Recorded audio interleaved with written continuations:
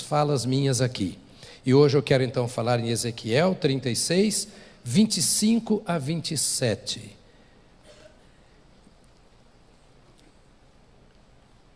Então aspergerei água pura sobre vós, e ficareis purificados. De todas as vossas imundícias e de todos os vossos ídolos, vos purificarei. Dar-vos-ei coração novo, e porei dentro de vós espírito novo. Tirarei de vós o coração de pedra, e vos darei coração de carne. Porei dentro de vós o meu espírito, e farei que andeis nos meus estatutos, guardeis os meus juízos e os observeis. Nosso Pai, eis aqui o nosso coração, meu e de cada uma das tuas ovelhas. Nós o colocamos à tua disposição para que tu fales. Tu conheces a cada um de nós. Tu sabes o que cada um de nós precisa para que teu Espírito Santo domine. Usa o teu servo e envia a voz do teu Espírito para que a tua igreja seja alcançada no poder da tua palavra, em nome de Jesus. Amém. 3 profetas nos inspiram nestas mensagens. O primeiro deles, sobre quem falei nos últimos domingos, o profeta Isaías. 8 séculos antes de Cristo, Isaías profetizou a Israel e falou sobre esse assunto. Comentamos algumas coisas. No 7º século, Jeremias. E no 6º século, Ezequiel. Ezequiel era um sacerdote em Jerusalém. Ele viveu por um período com Jeremias mais velho. Ezequiel era um jovem sacerdote, que com certeza em Jerusalém ouviu muito e viu muito o outro sacerdote que também era profeta, Jeremias.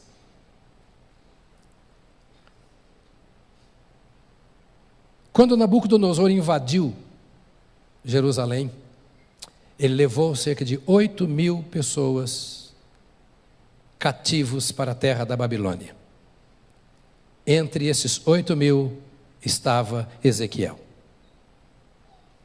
Ezequiel ainda não era profeta quando foi levado. 597 a.C. foi que Nabucodonosor invadiu e levou esses 8.000.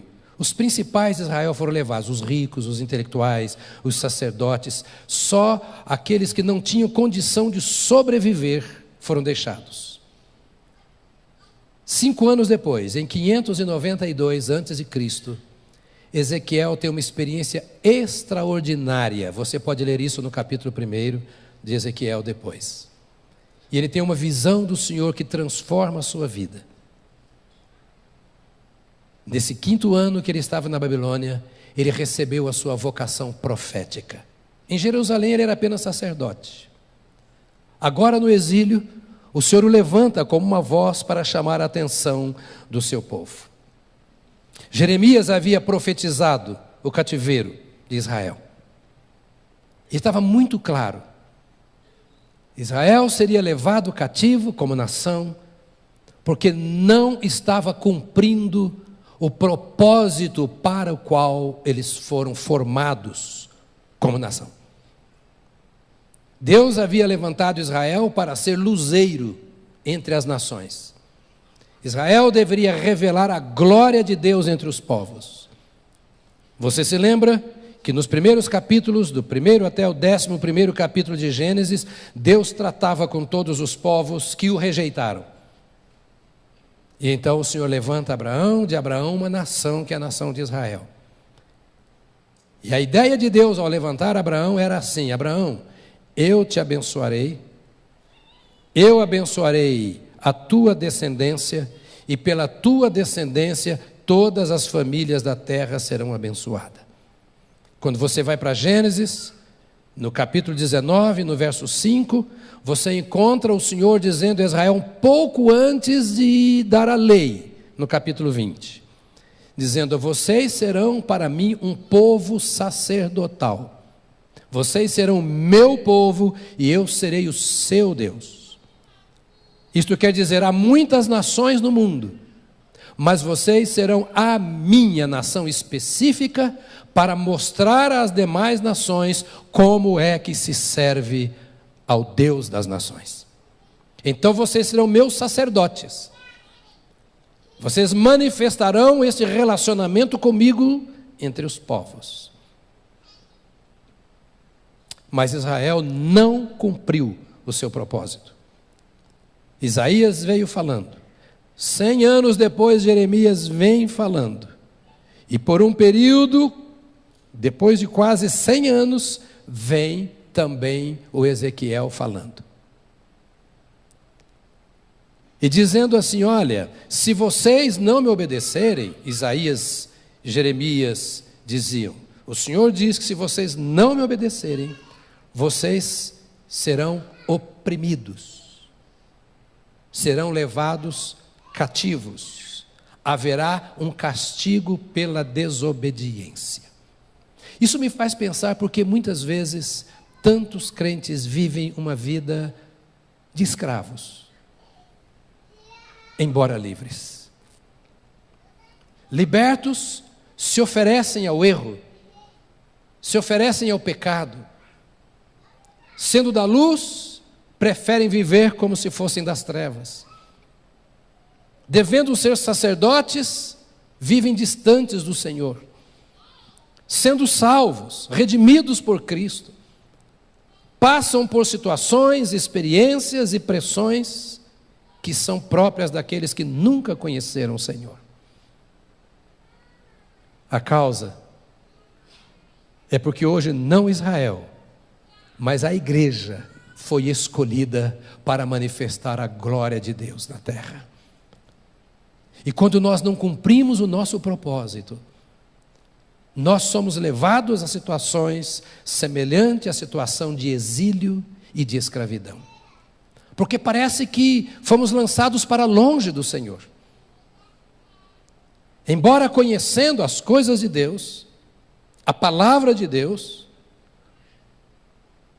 passamos a viver como se nunca tivéssemos ouvido a palavra de Deus e tido experiência com Ele. Então a vida se torna aflitiva, vazia, triste, sem propósito, pesada. Passa a ser difícil ser gente de Deus, povo de Deus. Passa a ser complicado colocar em prática os ensinos do Senhor Deus. É um tipo de exílio, não físico, mas moral, emocional, espiritual, um distanciamento, como que sendo jogado para longe da presença do Senhor. Jeremias profetizou, Isaías também, que o cativeiro viria como castigo da parte de Deus. E o escritor aos Hebreus nos diz que Deus corrige e castiga aquele que ama. Os hebreus que liam aquela carta certamente se lembravam do seu passado e entendia o que o escritor estava dizendo. Não é pelo fato de eu ser crente que o Senhor não vai me corrigir e até castigar. E eu tenho ouvido muita gente pregando que Deus não castiga ninguém. Quem prega assim precisa dizer que Deus não é pai. Porque o pai corrige, o pai castiga, com um propósito, não para infringir dor. Esse distanciamento, esse esfriamento espiritual, essa falta de propósito na fé, elas são resultados do peso da mão de Deus, para que haja arrependimento e transformação de vida.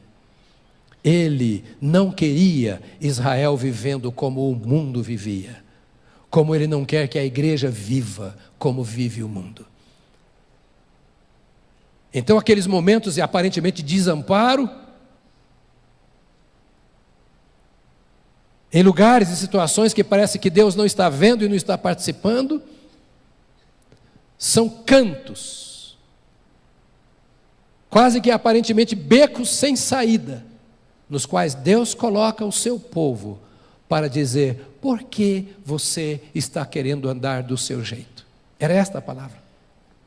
Por que você quer viver o seu estilo de vida?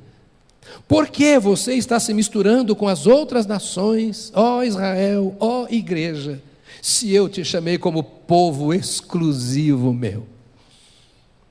Você vai comer de onde você vive, você vai colher o resultado da sua semeadura. Então está na escravidão, está no peso, sob fardo, como meu instrumento de correção, é a minha disciplina. Era esta a palavra para Israel. É a minha disciplina para que vocês voltem e se arrependam para cumprirem o meu propósito para a vida de vocês. Agora, Ezequiel se levanta como um profeta, repito, 5 anos depois de ter chegado e de aquela experiência grande, para dizer a Israel: vocês não se arrependeram. Nem o peso da mão de Deus, nem a falta daquilo que vocês mais esperavam. O Senhor prometeu que vocês viriam para a terra que mana leite e mel, que vocês teriam o melhor desta terra, mas olha como vocês estão. Situação difícil. Quando Jesus Cristo nos salvou, Ele disse que nos dá vida e vida em abundância. E por que viver situação tão vazia, com tanta falta de suprimento espiritual e moral? Por que sofrer a dor da ausência? Por que a falta de ação do Espírito de Deus na vida? Lá em Israel, então Ezequiel levanta e está dizendo a ele assim: olha, vocês não mudaram de vida. Você se converteu, mas continua como se não tivesse se convertido. Entregou-se a Jesus, mas continua com a mente do mundo, com o pensamento do mundo, com as práticas dos mundanos. E não pode vir outra coisa a não ser o peso da mão de Deus. E o peso, o sofrimento, e às vezes Deus tira até bens materiais, às vezes Deus tira coisas que nos são preciosas para chamar a nossa atenção, para dizer assim: não vale a pena continuar nesse caminho. Acorda, é o Senhor dizendo assim: desperta. Se há vazio, se há tristeza, se há peso sobre a sua vida, é o Senhor dizendo assim: eu não estou colocando esse peso é a ausência da minha ação em seu favor.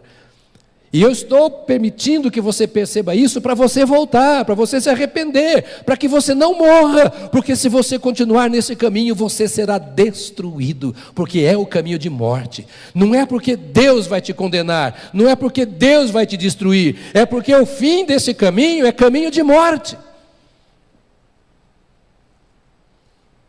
E quando nós olhamos uma igreja tão doente como a que conhecemos hoje, tantas coisas estranhas acontecendo, tanta coisa que não é de Deus substituindo o que é de Deus na vida de tantas igrejas.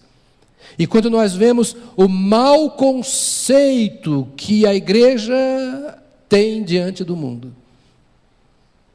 seus colegas te criticam, seus parentes zombam porque você é crente, porque eles conhecem uma igreja que não é este povo que está cumprindo o projeto de Deus para a sua vida, porque assim como Israel foi levantado como povo de Deus, Jesus Cristo levantou a partir de Israel um novo povo chamado Igreja, Corpo de Cristo. E a igreja é este povo de Deus espalhado por Israel e por todas as nações, porque Israel não cumpriu a sua missão. E hoje Deus conta comigo. Hoje Deus conta com você. Hoje Deus tem a igreja, que é o sal da terra e a luz do mundo. Mas Jesus advertiu que quando o sal se torna insípido, sem sabor, ele para nada mais presta. Olha que terrível. Quando o sal se torna sem sabor, ele para nada mais presta, a não ser para ser lançado fora e pisado pelos homens. Não sou eu quem diz isso. Foi Jesus quem diz ao seu povo: vós sois o sal da terra. E o sal não pode ser insípido, não pode ser sem sabor. Porque se ele se tornar sem sabor, ele vai ser lançado fora do saleiro, que é o abrigo, que é o aprisco, que é a igreja, e será pisado pelos homens. Será porque muitos crentes têm sido pisados lá fora? Porque tentaram ser igual a eles, não conseguiram e agora não servem mais. Tentaram negociar do mesmo jeito. Tentaram edificar a sua casa do mesmo jeito que os outros. Tentaram viver uma vida social como os outros vivem. Tentaram conciliar a sua fé cristã com a incredulidade do mundo. E por isso perderam o seu sabor e são vistos como iguais. E então são pisados, Jesus falou, não é por Deus, nem pelos anjos, nem pelos demônios, pisados pelos homens. Zombados. A igreja, de forma geral, está vivendo hoje esse estado, meus amados. E a culpa não é do mundo. O mundo não está errado. O mundo está sendo apenas o chicote de Deus para corrigir a igreja. Aqueles que não conhecem a Deus estão sendo apenas os Nabucodonosor desta Babilônia, para envergonhar a igreja do Senhor Jesus, porque ela não está vivendo de acordo com o seu chamado e cumprindo a sua missão. Deus é o mesmo ontem, hoje e eternamente, para abençoar, inclusive com a correção. Deus não muda. Isso me dá segurança. Deus não muda. E agora, o Senhor faz Jeremias ver essa situação. Lá no cativeiro, ao invés de se arrependerem, eles tentavam conciliar a sua adoração aos ídolos com a sua lealdade a Deus. Queriam fazer a mesma coisa, prostituição espiritual.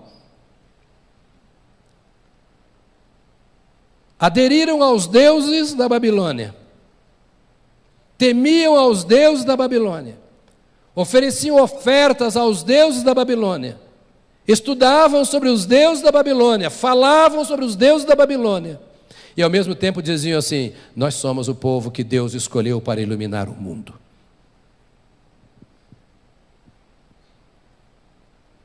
Muitos de nós estamos vivendo assim. E a Babilônia está vendo que somos iguais a eles, metidos nos mesmos vícios, nas mesmas conversas, nas mesmas práticas, nas mesmas ideologias, no mesmo jeito de criar família, no mesmo jeito de viver do mundo. E tentando conciliar isso com o culto a Deus, com a adoração a Deus. Oh, como o homem é o mesmo. Mas graças a Deus que ele também é o mesmo.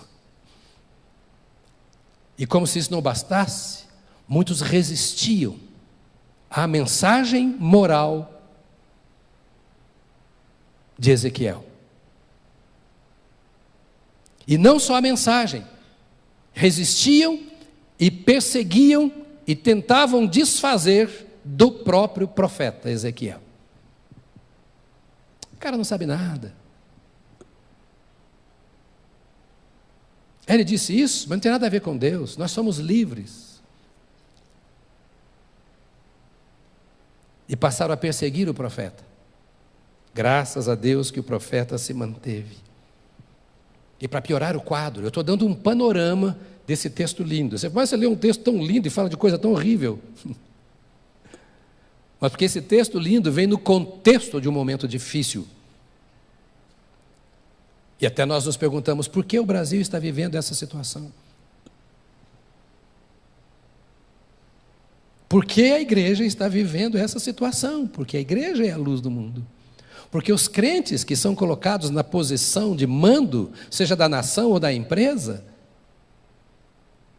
estão fazendo a mesma coisa que os não crentes em Cristo. O estilo de vida e a forma de fazer as coisas não tem diferença. E agora, então, além de dizer que não valia a pena ouvir o profeta Ezequiel, eles tinham uma afirmação terrível, que você vai encontrar lá no capítulo 18 e no capítulo 33 de Ezequiel. Depois você pode ler em casa. Eu sugiro que você leia. Preguei ontem em Taubaté, ontem à noite, no aniversário, o 8º aniversário da nossa igreja. Lotada, a igreja está linda. Se tem parente em Taubaté, manda para lá. Que culto gostoso, que adoração. É uma cópia nossa. Você gostou da adoração de hoje aqui? Gosta do culto da igreja? Lá é uma extensão, é lindo, igual. Nosso 8º aniversário foi lá. E por que eu abri esse parênteses? Ô Richard, depois de certa idade, você não pode abrir parênteses. Você só vai fechar o ano que vem.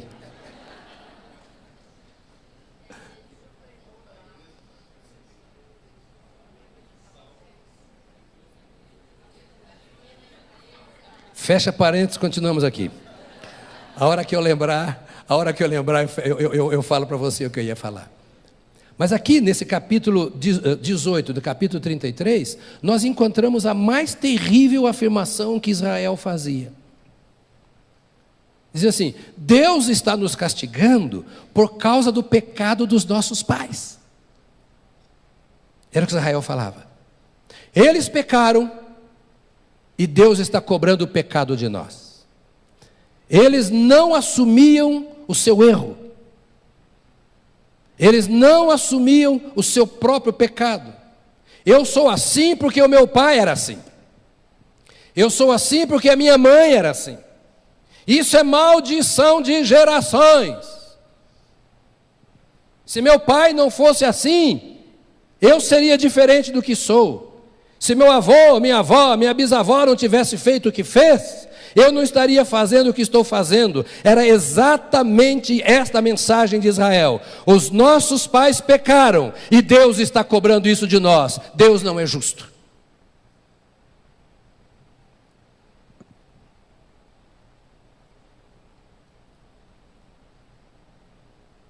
Eu contei às 8 horas que quinta-feira passada eu fui convidado para um jantar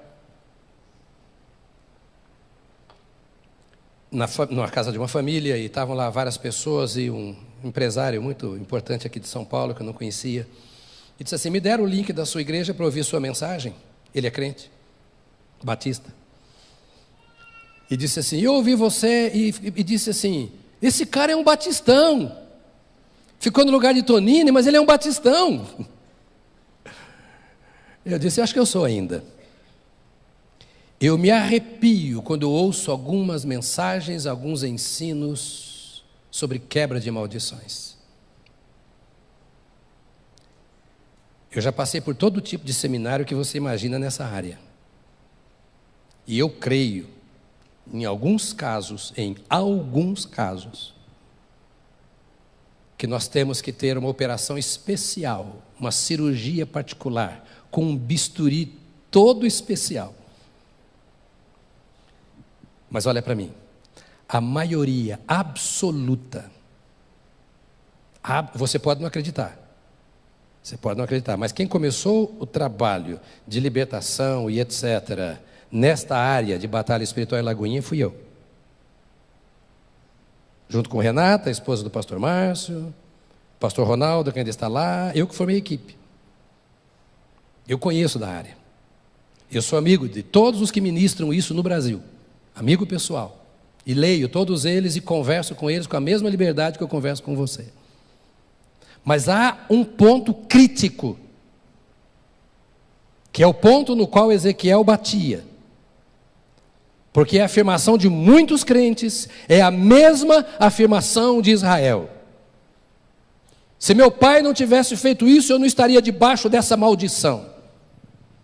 Ezequiel diz assim: vocês estão errados, vocês estão dizendo que os pais comeram a uva e os filhos nasceram com os dentes embotados, vocês não têm vergonha?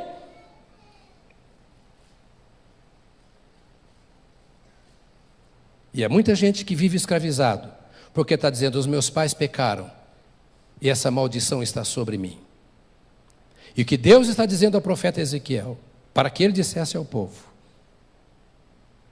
é que cada pecador dá conta a Deus do seu próprio pecado. Eu sou 100% responsável pelos meus pecados. E cada um, diga comigo, cada um dará conta de si mesmo a Deus.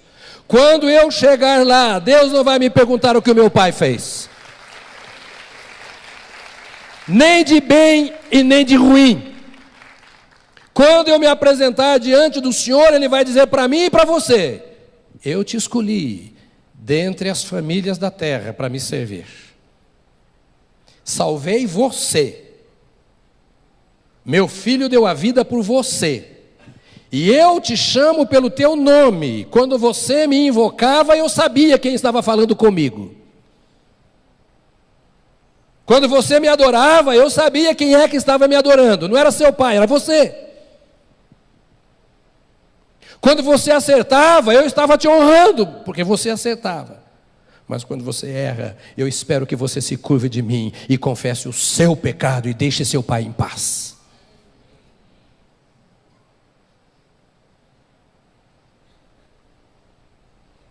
Estamos criando um tipo de crente que tem o prazer de lamber as feridas e jogar a culpa nos que o feriram, quando Deus quer crentes sarados, não importa de onde tenha vindo a ferida. Leia Ezequiel junto com Apocalipse. O livro mais citado em Apocalipse é o livro de Ezequiel. E você vai ver que Deus não mudou. A mesma maneira como Ele trata Israel, Ele trata a mim e a você. Porque Ele tem um povo. E hoje o povo é a igreja do Senhor Jesus. Deus olha o estado do seu povo. E Deus pode estar dizendo assim: o pior estado de uma pessoa é não reconhecer o real estado em que ela vive. Você conhece muita gente. Minha esposa hoje acho que nem apareceu aqui. Ela viria às 8 horas, está numa gripe, numa febre, rouca. 3 dias atrás eu falei: você está ficando gripada, toma remédio. Não tomou. O que eu posso fazer? O Senhor está avisando. Você está ficando doente, toma remédio. O pecado está dominando, toma o remédio. A sua mente está impura, toma remédio. As suas práticas estão erradas, toma remédio. O remédio está aqui. Não tem que ir à farmácia, não tem que sair de casa, não tem nem que vir para a igreja. Porque a cura está lá onde você está. Porque onde houver um coração aberto para Deus, Deus ali estará para responder. Onde, em qualquer lugar. Deus não é o Deus da igreja, Deus é o seu Deus. Isaías diz assim que eu sou, lembra da mensagem anterior? Eu sou do Senhor, eu sou do Senhor. E os vossos filhos escreverão na mão dizendo: eu sou do Senhor. Quando Pedro quis dar uma de bom com Jesus, dizendo: pois é, Senhor, eu estou aqui do teu lado, o Senhor está falando isso comigo, e o João está lá atrás, vindo atrás da gente, o que vai acontecer com ele? Não é ele que deitava no seu peito?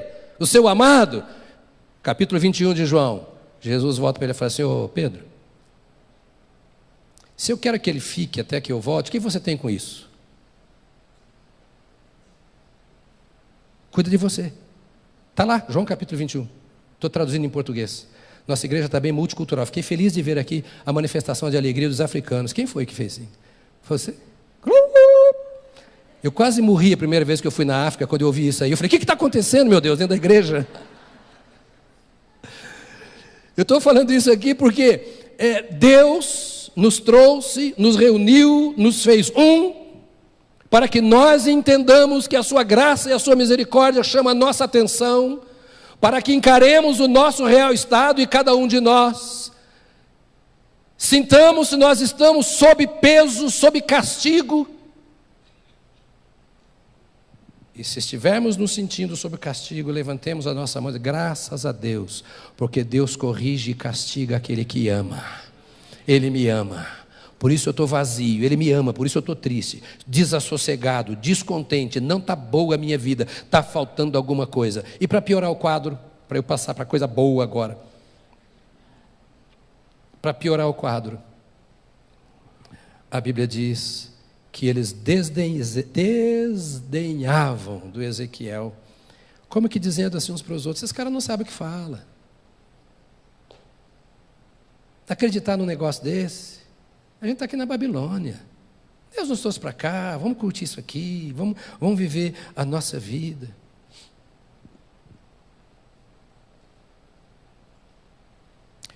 O maior perigo para um crente é viver na linha divisória. A pior vida de crente é que fica perguntando, isso é pecado, aquilo é pecado, será que isso aqui é pecado? Está em cima da linha divisória. Se tiver a possibilidade de não ser, eu vou praticar. Será? Olha, eu vou conversar com 10. Se a maioria disser que não é pecado, eu vou praticar. Porque vox populi, vox dei. Vamos pela maioria. Mas será que é mesmo aquilo? Ezequiel disse, eis a palavra do Senhor. Quando a palavra é pregada, o diabo tenta desacreditá-la. No meio desse caos moral, desse caos social, desse caos espiritual, o Senhor Deus levanta o profeta Ezequiel com uma promessa. Eu vou pôr fim no sofrimento do meu povo, para que o meu povo seja o meu representante diante das nações. Eu já vi que o meu povo está prostrado, que a pressão é grande, que eles não têm forças para se levantar. Eu reconheço que o meu povo foi longe demais, e nem o castigo os está ajudando, não está valendo nada, o coração está duro. Então eu vou me levantar, e eu aspergirei água pura sobre vós, e ficareis purificados. Eu vou, diz o Senhor, tomar a iniciativa, eu vou me levantar e vou fazer com que o meu Espírito converta o coração de vocês.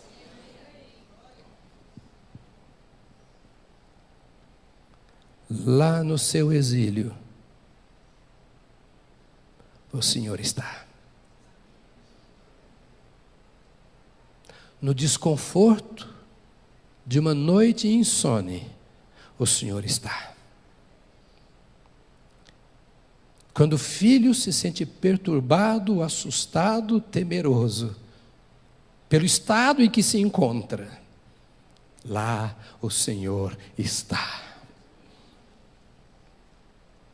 Ele está dizendo a Israel, eu não abandonei vocês, vocês que viraram as costas para mim. A que distância da caminhada você está com o Senhor? Ou quão distante você está do caminho do Senhor? O Senhor diz, só há uma solução. Só há um jeito. Não tente caminhar com as forças das suas pernas.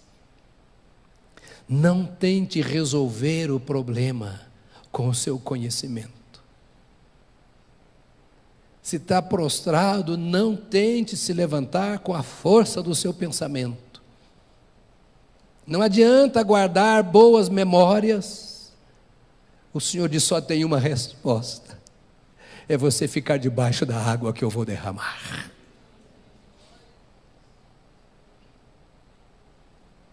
Eu vou fazer algo que você não imagina, diz o Senhor. Aspergirei água pura sobre vós e ficareis purificados de todas as vossas imundícies, de todos os ídolos vos purificarei, dar-vos-ei coração novo, tirarei de vós o coração de pedra e vos darei coração de carne, porei dentro de vós o meu espírito e farei com que andeis nos meus estatutos, guardeis meus juízos e os observeis. Amado irmão e irmã, a única saída para o estado de calamidade em que a igreja se encontra é um revestimento deste Espírito Santo de Deus. Ele diz aqui que o Espírito Santo converterá o nosso coração das imundícies.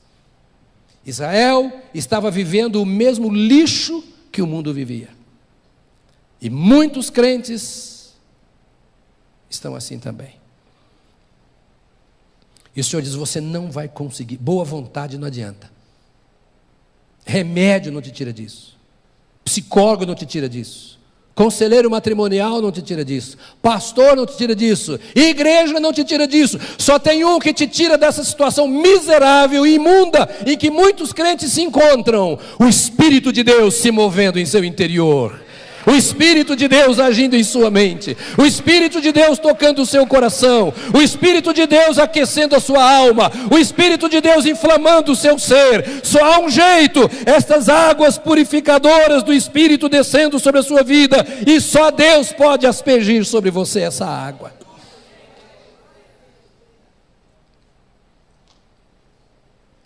Vos purificarei das vossas imundícias, diz o Senhor. Meu irmão e irmã, sondemos o nosso coração. As gavetas da nossa alma e dos armários da nossa casa.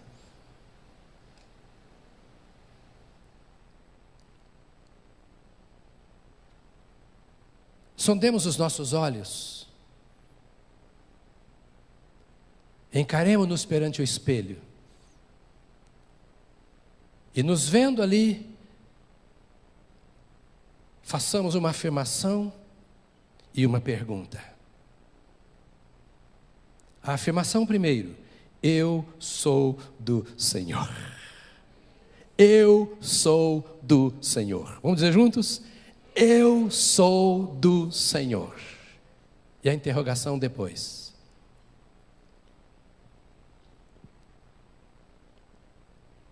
Estou vivendo para o Senhor de quem eu sou.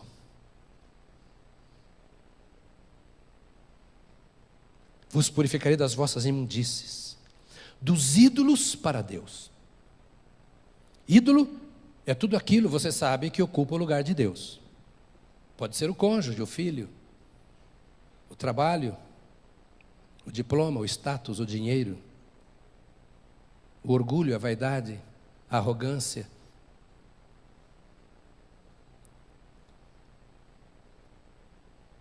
Aquilo que não deixa Deus ser Deus em minha vida ou em alguma área da minha vida. Há pessoas que adoram um ídolo só. Há outros que têm um punhado de ídolos. Algumas casas onde você chega tem um ídolo, lá no altarzinho. Há outras que têm um punhado. E ídolo é prostituição espiritual. É fácil saber se alguma coisa é ídolo. E eu preciso saber para que eu não seja como Israel, tentando conciliar a adoração a ídolos com minha lealdade a Deus. Não, porque Deus é, e Deus etc. E tal, mas o meu ídolozinho está ali. E vivo mais com o meu ídolo do que com o meu Deus. Deus não divide a sua glória com a minha profissão. Deus não divide a sua glória com as minhas práticas. Deus quer ocupar todo o espaço da minha vida, no meu trabalho, na minha escola, na minha casa, na rua, no meu lazer, na hora que eu não estou fazendo nada e na hora que eu estou fazendo muita coisa, Deus em primeiro lugar. Ele diz, eu quero remover vocês desses ídolos. Há muitos crentes que estão vazios porque Deus está longe da sua prática diária. Ele não consegue encaixar Deus na sua vida profissional.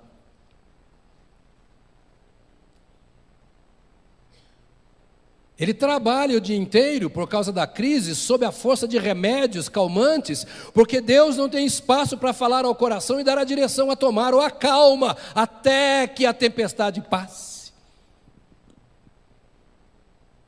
Tem tudo, mas falta a ação do Espírito de Deus. Mas o Senhor falou assim: olha, fiquem sabendo, eu amo vocês. Vocês não valem nada, vocês não prestam, por isso estão aí no cativeiro. Mas eu vou dizer, olha, não tem jeito para vocês. Há 300 anos eu estou falando, vocês não se arrependem. Então agora eu vou derramar do meu Espírito sobre vocês. E Ele vos purificará, tirará dos ídolos para Deus, por meio da aspersão da água pura. Por meio da aspersão da água pura. Diga comigo, água pura. É a mesma água que Jesus disse lá em João: aquele que beber desta água, do seu interior fluirão rios de água viva. Não é a água da Babilônia.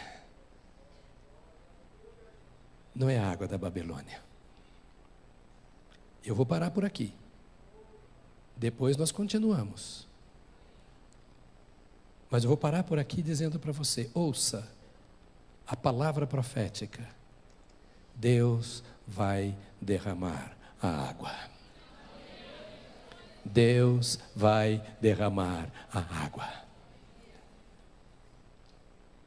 Que tal prepararmos o nosso coração para isso? Sabe por quê? Aquele povo não tinha o Espírito. Você tem. Porque no dia em que você recebeu a Jesus, você recebeu o Espírito Santo. Não há um crente que não tenha o Espírito Santo. A questão agora, já que você já tem o Espírito Santo, é que o Espírito Santo está pedindo um espaço para que Ele tenha você. E é disso que o Senhor está falando. Derramarei, aspergirei água pura sobre vocês. Há uma esperança para a igreja no Brasil. Há uma esperança para a família convertida, crente do Brasil. A esperança está num relacionamento pessoal, íntimo e constante com a pessoa do Espírito Santo de Deus. Porque Ele muda o coração, Ele muda a mente, Ele muda os desejos, Ele muda o seu interior, mas é preciso deixar que Ele se transforme no rio de águas vivas no seu interior.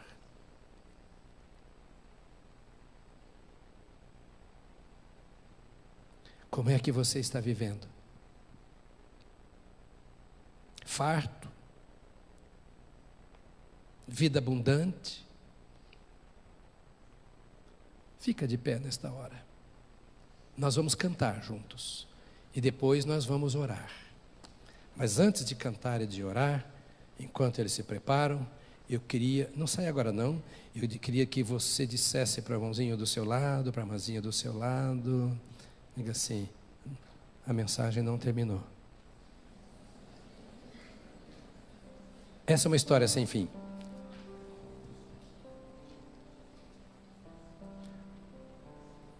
Eu queria que você abrisse o seu coração agora, pensando em que condição eu estou. Exilado na Babilônia? Sabe uma coisa que eu preciso dizer ainda? Se você ler o livro de Ezequiel, você vai ver que ele teve uma visão de uns trecos esquisitos. Eram umas rodas que rodavam para lá, rodavam para cá, não tinha sentido. Um ser que de um lado tinha cara de leão, outro de elefante. Você fica: meu Deus, o que é isso? Que visão esquisita, que treco é esse que voa, que corre? Uma hora é carro, outra hora é bicho. Ele tem cara de homem, tem cara de leão, de elefante. Não, elefante não. Que trem é esse, diria o mineiro? é que Israel cria que Deus estava no seu santo templo e que era lá que Deus se manifestava. Por isso eles oravam com o rosto voltado para Israel quando estava no exílio. E uma vez por ano, pelo menos, todos iam ao templo, porque Deus estava no seu santo templo. E eles entendiam que Deus não operava lá fora como operava no templo. Agora eles estão castigados, em situação horrível, na Babilônia. Quando fala em Babilônia, você até treme. E Deus aparece naquela forma dizendo assim: eu estou em todos os lugares, as rodas, eu me movimento em qualquer lugar. E as várias formas de rosto, de bicho, é uma imagem para Ezequiel, para entender assim: Deus é o Senhor da criação, seja do homem, seja do animal, seja da terra. Não há nada que escape ao controle de Deus, não há nada que escape ao interesse de Deus, não há nada que escape do poder de Deus. E como diz a palavra, operando eu, quem impedirá? Deixa Deus ser Deus.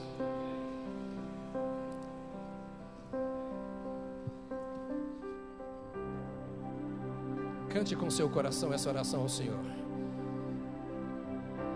Toma-me, rendido estou, aos pés da cruz me encontrei.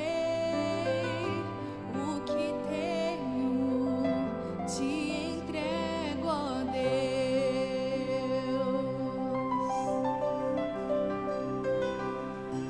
Vem limpar as minhas mãos, purificar meu coração, que eu ande em tudo que tu tens pra mim. Oh, oh, oh, eis-me aqui, rendido estou.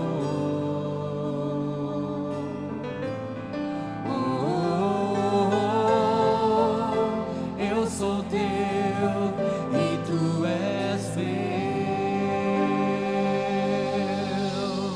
Jesus.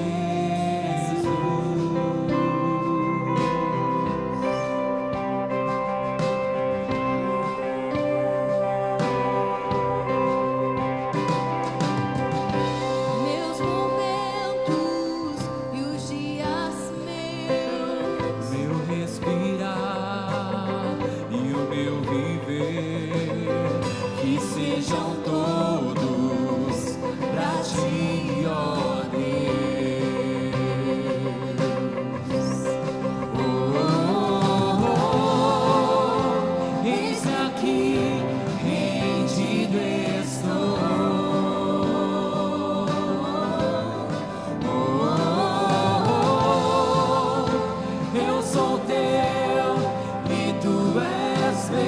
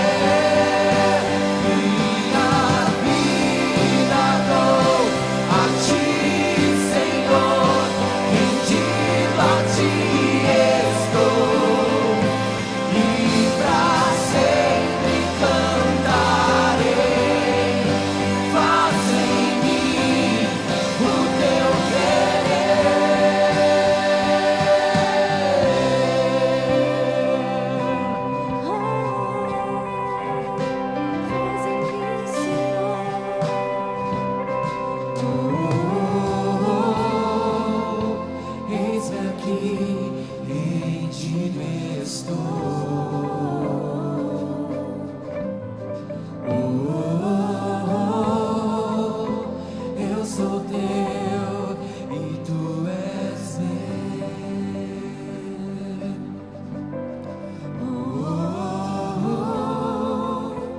Eis-me aqui, em ti estou.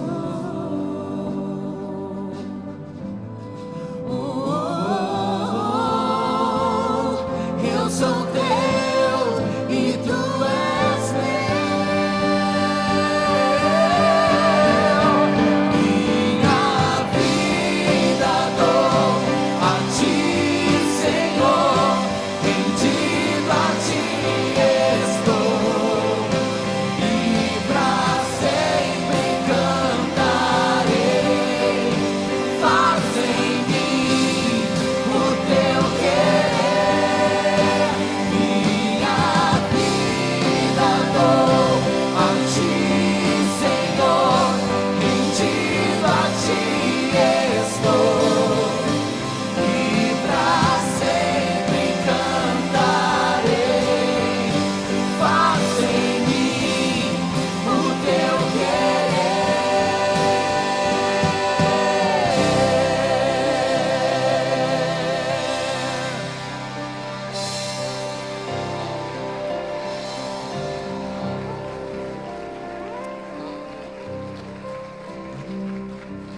Senhor,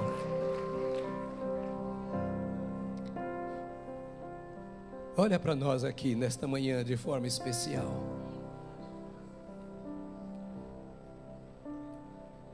Olha cada coração aqui, Senhor. Cada homem, cada mulher, cada filho. Olha esta igreja, as famílias aqui. Olha o novo convertido, o pastor. Olha a tua igreja nessa cidade, nesta nação. Ouça esse povo cantando que pertence a ti, que se rende a ti. Olha o coração de cada ovelha. Entra onde há caos, onde há peso, onde há tristeza, onde há medo e insegurança. Derrama esta água preciosa sobre o teu povo. Vem, vem, vem, ó Espírito de Deus com poder, vem como águas poderosas e como rio caudaloso, invade a casa, invade a alma, invade a mente, invade o espírito. Vem, ó Senhor, aquele que de fato está rendido e escreve uma nova história na vida deste povo, aquele que não consegue se levantar, se pôr de pé, aquele que se sente tão abatido, indigno da tua presença. Vem, ó Deus de poder, e manifesta a tua misericórdia, a tua graça, o teu amor, e restaura para a glória do teu nome. Senhor,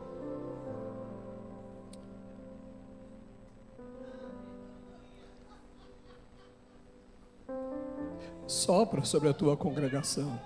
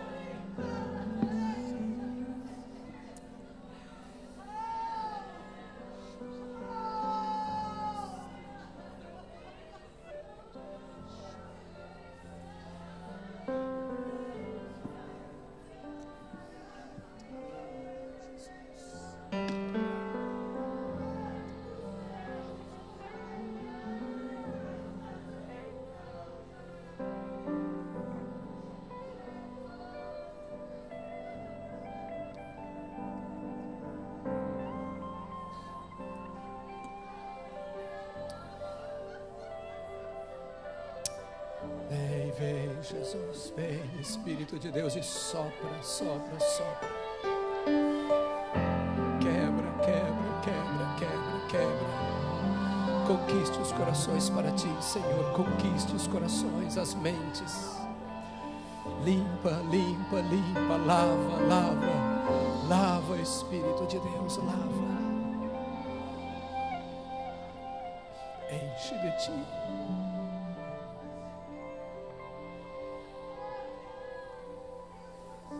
Aleluia, aleluia. Jesus, transforma o que cantamos nesta manhã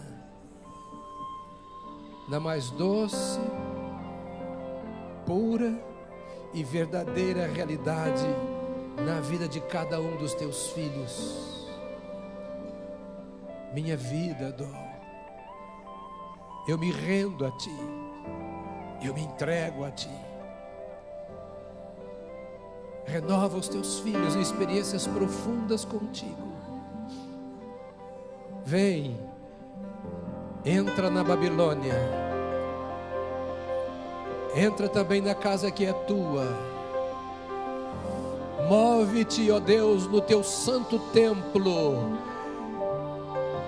que é o corpo de cada um dos teus filhos, onde habita o teu Espírito. Move-te com poder na casa que te pertence, porque tu a compraste com precioso sangue. Ó Espírito de Deus, traz quebrantamento e arrependimento, mudança de mentalidade, mudança de vida, livrando-nos de uma religiosidade vazia e infrutífera, e dando a cada um deste rebanho o privilégio de viver aos teus pés, experimentar a tua graça, beber da água da vida e viver a vida em abundância que tens para a tua igreja. Que no meio desta Babilônia tu te levantes, ó Deus eterno, e levantes contigo o povo que te pertence, para que o Brasil saiba que através do teu povo tu continuas te manifestando na face da terra. Nós nos entregamos ao Senhor mais uma vez nesta manhã. Continue com o teu povo, manifestando em nosso favor a glória da tua presença, em nome de Jesus Cristo. Amém, amém, amém.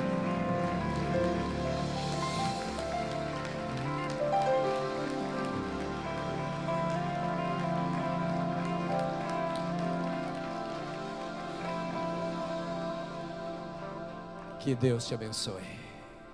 Que Deus te conduza em vitória nessa semana, cheio do Espírito Santo.